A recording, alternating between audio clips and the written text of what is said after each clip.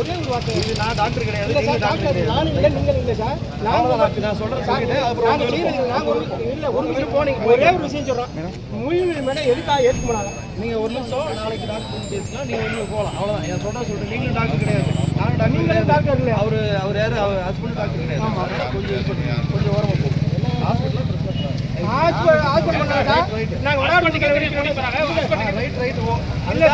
அது எல்லாமே குறைகள் வந்து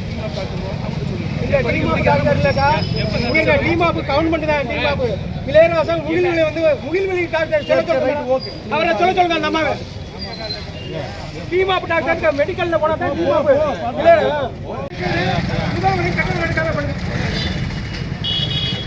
இல்ல அவர் டீமாப் டாக்டர் ஏய் இந்த போய்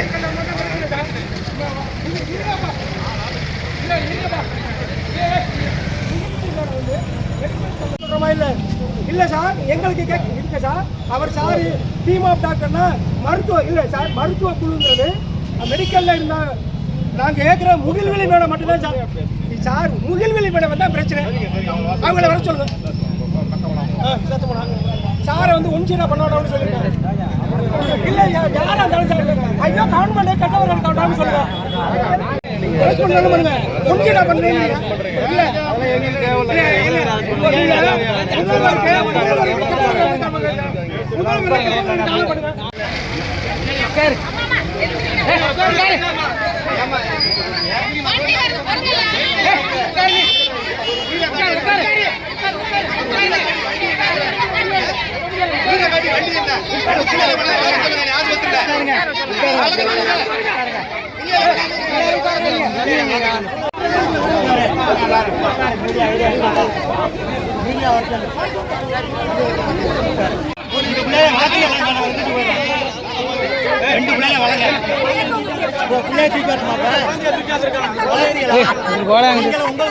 பாரு உங்க வீட்டுல நல்லா ஏத்துக்குவீங்களா? என்ன உங்களுக்கு ஒரு தனியார் மருத்துவமனை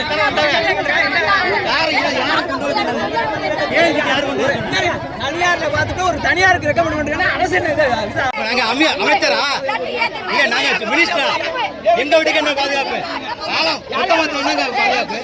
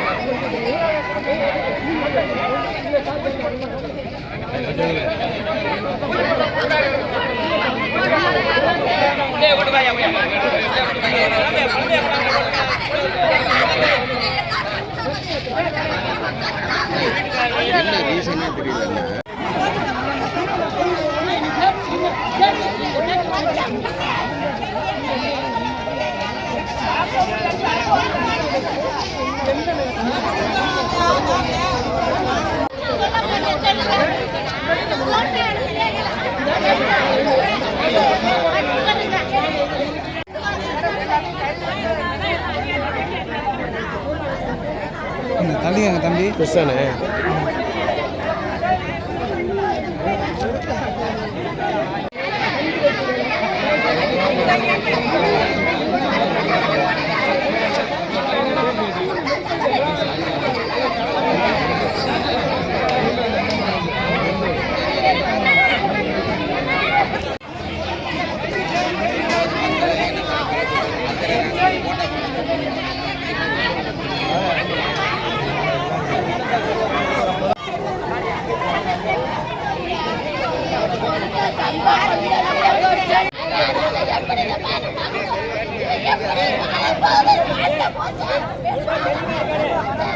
நைட்டு வந்து பிளட் ஏற்றிருக்கிறான் சார். பிளட் ஏற்றிக்கு உடனே வீட்டுக்கு வந்துட்டாங்க. வீட்டுக்கு வந்து மறுநாள் காலையில தலை வலிக்குதுன்னு பிள்ளை சொல்லி அதோட ஹாஸ்பிட்டல் போய் பார்த்துக்க வாங்குறோம்னு 2 பேரும் தான் வந்தான். உஷேனும் கொண்டாட்டி ஸ்கூட்டியில போண்டாவில் 2 பேரும் வராங்க. நான் பார்த்துக்கிட்டு வந்தோம். அதனால நாங்கெல்லாம் யாரும் வரல, குடும்பத்தார்கள் யாரும் வரல. அப்போ பொழுது என்னன்னா ப்ரெஷர் அதிகமாயிருச்சு. ஒன்று டாக்டர் அம்மா படித்தவங்க, நல்லா அனுபவப்பட்டவங்க, நல்லா ப்ரெஷர் இருக்கையில ஏன் ஆப்ரேஷன் பண்ணணும், ஒன்று ப்ரெஷர் கண்ட்ரோல் பண்ணியிருக்குது. அந்த 9 மணிக்கு டேட்டுக்களை ஒன்றே வச்சுட்டு பையன்கிட்ட போய் சொல்லியிருக்கிறான், ப்ரெஷர் இருக்கு பார்த்து பண்ணுவோம். சரின்னா அவன் சொல்லியிருக்கான். அதுக்கு என்ன செஞ்சுருக்கான் டாக்டரமா, இல்லை ஒரு கடவுள் மாதிரி டாக்டரோ உங்களை மாதிரி ஆளுகள் எல்லாருமே கொடுத்துருக்கு வந்து ஒரு கடவுள் மாதிரி. டக்குன்னு அந்த 10 நிமிஷத்துக்குள்ள ஆப்ரேஷன் ப்ரெஷர் குறைஞ்சிருச்சுட்டு ஆப்ரேஷன். அது மகாத்மா. ஏன்னா கால் இருக்கு, பிள்ளைக்கு நைட்லேருந்து தலை நல்லா செய்யலாமா இல்லையா சார்? முடிஞ்சாங்களே பிளட்டு போட்டிருக்கோம், நல்லா பிள்ளை போதோன்னே பாலெல்லாம் கொடுத்தோன்னே எல்லாருக்கும் டீ வாங்கி கொடுத்தோன்னே தனுசு சொல்லியிருக்கு. சரின்னுட்டு பிளட்டு ஏற்றையில சொல்லியிருக்கிறான். எனக்கு பிளட்டு ஏற்றாரியே, பிளட்டு ஏற்றி எனக்கு தலையை வலிக்குதுன்னு பிள்ளை சொல்லியிருக்கேன். ஏன்டான்னு சொல்லியிருக்கோம். அப்போ பொழுது ஏன் ஏற்றணும், பேசன்ட்டு சொல்ல அதை ஏன் செய்யணும்? பிளட்டு ஏற்றிருக்கிறாங்க. பிப்ஸ் வந்திருக்கு. ஒன்று டாக்டர் அந்த இடத்துல இருக்கு. அந்த 1/2 மணி நேரத்தில் சுவாச குழை எடுத்துக்கொண்டு மாற ஆபரேஷனுக்கு வச்சுட்டாங்க. பிள்ளை மூச்சு திணறல் வந்திருக்கு. வந்து பிப்ஸ் வந்ததோட தூக்க ஊசி போட்டா சார் ஆபரேஷன் பண்ணதுக்கு மயக்க ஊசியும் போட்டு அதே நிலைமையில தூக்க ஊசி போட்டா அந்த பேஷண்ட் என்ன நிலவரத்துல இருக்கும்? இப்ப எதுக்காக நீங்க மறியல் பண்ணிட்டு இருக்கீங்க? மறியல் இதுக்கு ஒரு தீர்வு கிடைக்கணும். புள்ளாக்கி தாய் மாதிரி இனிமே ஆனா இது மாதிரி எத்தனை குழந்தை பிள்ளை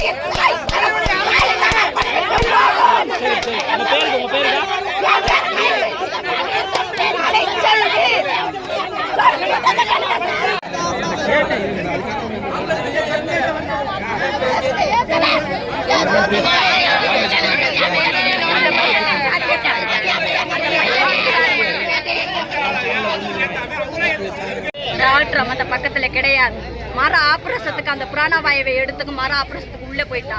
உள்ள வந்து பிக்ஸ் வந்து ஒரேதான் பக்கத்துல இருக்கணும். நீங்க எல்லாம் படிச்சவங்க நல்லா தெரியும். எல்லாரும் படிச்சிருக்கோம். உலகத்துல யாரும் படிக்காத முட்டாள் கிடையாது. பிராணவாயுவை விசிறு வெட்டு நாங்களே நோண்டிட்டாங்கன்னா 2 சைடையும் தலைவாணியை வச்சுட்டு மயக்க ஊசி போட்டுருக்குறாங்க.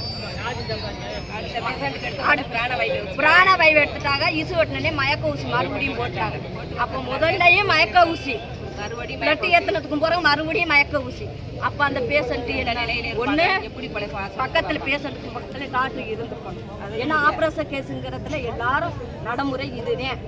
பையனே ஒரு இது பையன் போய் 5 மணிக்கு எடுக்குன்னா ஒண்ணுமே மொழியெல்லாம் நிலக்குத்து தூக்கா ஊசி போட்டுருக்கிறேன் டிஸ்டர்ப் பண்ணாதியன்னு பையன் போய் சொல்லியிருக்கிறாங்க. சரி அப்படித்தான் நம்ம வந்து தமிழ்நாட்டில் வந்து படித்தவங்களும் இருக்கிறோம், படிக்காத மக்களும் இருக்கிறோம். அப்போ சொன்னேன் சரி அப்படித்தான் போல இருக்கு அப்படின்னு அந்த பையன் இருந்துக்கிறாங்க. நல்லா ஒரு டாக்டர் அம்மா ஒரு குழந்தைக்கு சரி பண்ணினாலு அந்த இடத்துலயே இல்லை, டக்குன்னு என்ன அனுப்பிட்டாங்க. அலறி பையன் ஏதோ நாக்கில டக்குன்னு ஆம்புலன்ஸுக்கு ரெடி பண்ணி நாங்கள் அங்கேருந்து ஊர்லேருந்து வர்றோம் குத்துறாங்க குத்தி நான் பார்த்தேன்.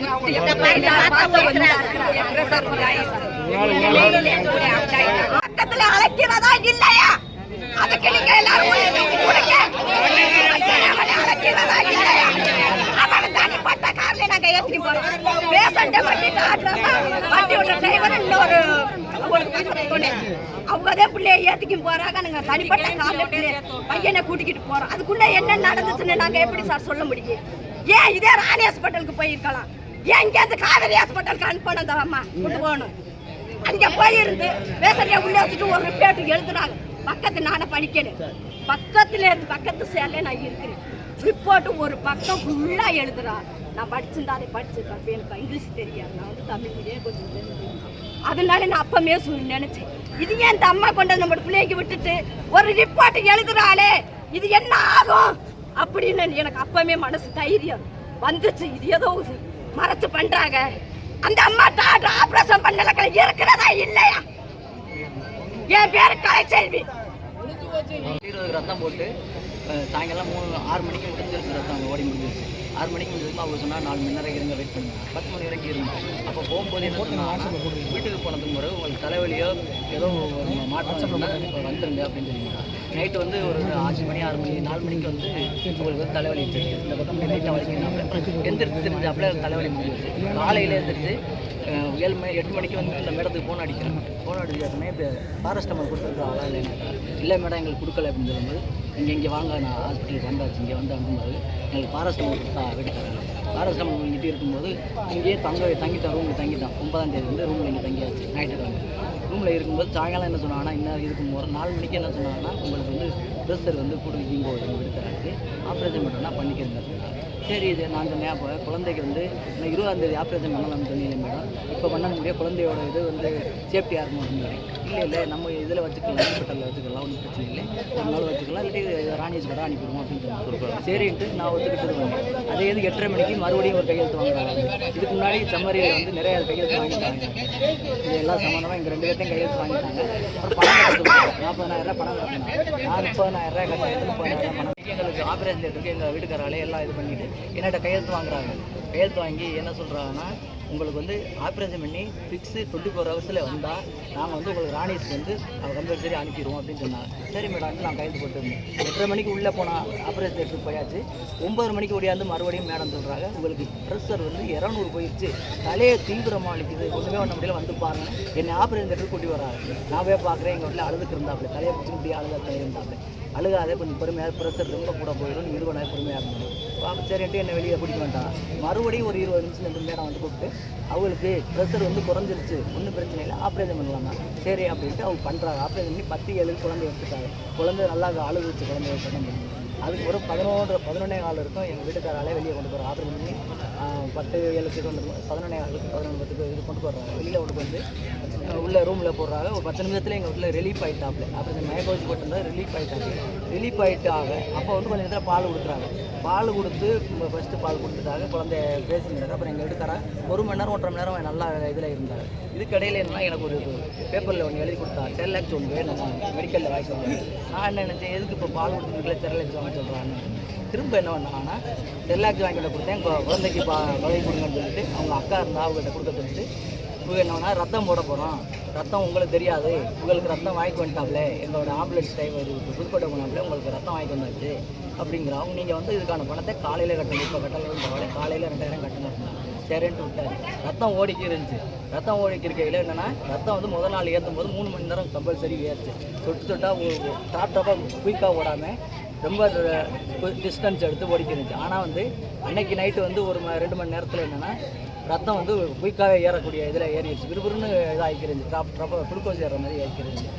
குளுக்கோஸே கொஞ்சம் மெடிசன் போட்டால் கம்மியாக தான் வச்சு தோணுவாங்க, ஆனால் வந்து இது வந்து கொஞ்சம் கூடுதலாக போய்க்கிறது. ஏதோ வந்துருச்சு, எல்லாம் எந்த இதுவும் இல்லை. இது முறை நாங்கள் போய் உட்காந்துருந்தேன், சேரில் உட்காந்துருந்தேன், தூக்கம் வந்துட்டு இப்படியே உட்காந்துருந்தேன். எங்கள் வீட்டுக்கு வேறு அவங்க அக்கா வந்தால் வச்சாங்க, கனசு ஒரு மாதிரி தலையை போட்டு ஆட்டுறாப்புல, வாங்க தலையை போட்டு ஆட்டுறாப்புலேன்ட்டு போகிறேன். போனாக்கில் போய் பார்க்குறேன், போய் தலையை பிடிச்சிக்கிட்டேன். சொல்ல முடியல, அவங்களால ஒன்றுமே சொல்ல முடியல. கண்ணை பார்த்தா அப்படியே இதாக இருந்துச்சு. கொஞ்சம் நேரத்தில் அந்த பொண்ணை போய் கூட்டு வந்தேன். பொண்ணுக்கிட்ட சொன்னதுக்கு அவங்களுக்கு ஊசி தூக்கமாக ஊசி போட்டிருக்கான், அவங்களுக்கு டெஸ்ட்டோ பண்ணாங்க, தூங்கட்டா அப்படிங்கிறப்ப அங்கேருந்து அடுத்த டாக்டர் வந்தாப்புல சொன்னேன். மூச்சு அப்போ வந்து அவங்க என்னன்னா மூச்சு பேமிச்சு வாங்கிக்கிறா, அப்படியே மேலே வாங்கிக்கிறதா சொன்னதுக்கு அவர் சளி தொந்தரவு இருக்கான்னு. இதில் நடந்த தவறு என்ன? பிளட்டு போட்டதுக்கு பிறகு தான் அவங்களோட பிரச்சனையே இதானது. சரியாக செக் பண்ணாமல் போட்டாங்க. இப்போ அதுக்கு இப்போ நம்ம சாலை மறியல் பண்ணிட்டு இருக்கோம், எதுனால, என்ன நம்முடைய கோரிக்கை என்ன? எனக்கு என்னோட வாழ்வாதாரம், என் குழந்தையோட வாழ்க்கையை தரத்துக்கு ஏதாவது உங்கள் பேர்? என் பேர் இளமுருகன், ஊர் முத்தமங்கலம்.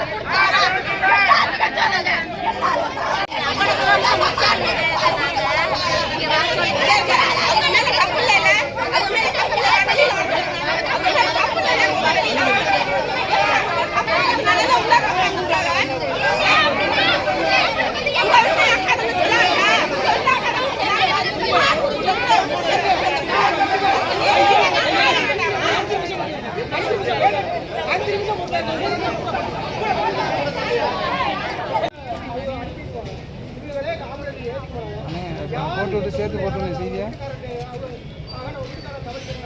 வீடியோ போட்டு போராட்டம் நடந்துகிட்டு இருக்கு. இப்பவே போட்டு நீங்கள் பார்க்கலையா? மெடிக்கல் சம்பந்த மருத்துவ அறிக்கை கொடுக்க சொல்லுங்க. எதுக்காக ஏற்றிட்டு போனாங்க? எதுக்காக போய் இருங்க மருத்துவ அறிக்கை கொடுக்க சொல்லுங்க. முகல்விலை மரத்தை வந்து சொல்லுங்க. காசு காலத்தில் மொத்தமாக இருக்கணும். ஒரு ரூபா எங்களுக்கு வேண்டாம். மூலிகளை வந்து சொல்லுங்க.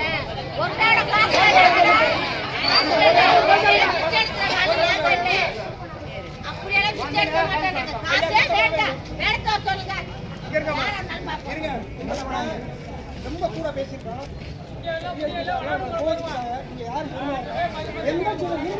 உங்களை விட நாங்கள் கூட பண்றோம்.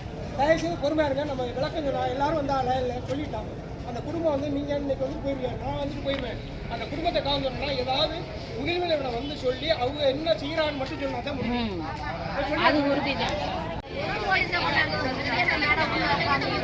அப்ப உயிர்னா ஒரு பாதுகாப்பு இல்லாத இதா போச்சு. ஏழைங்க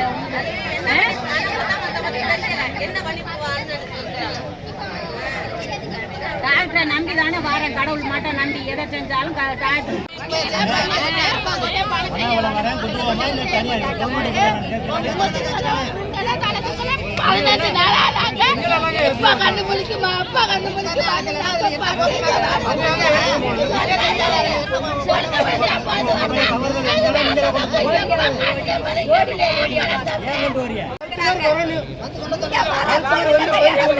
பாதுகாப்பு கொடுக்குறியா?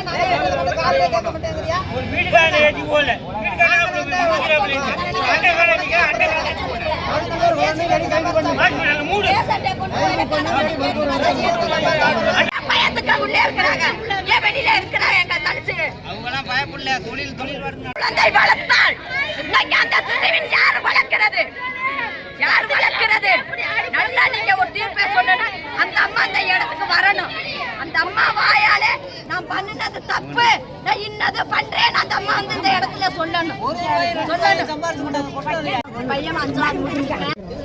25 நாளா ஒரு நாள் 2 நாள் எனக்கு உயிர் வர வரைக்கும் அங்க பூரே தில் எடுத்து கிடக்கு.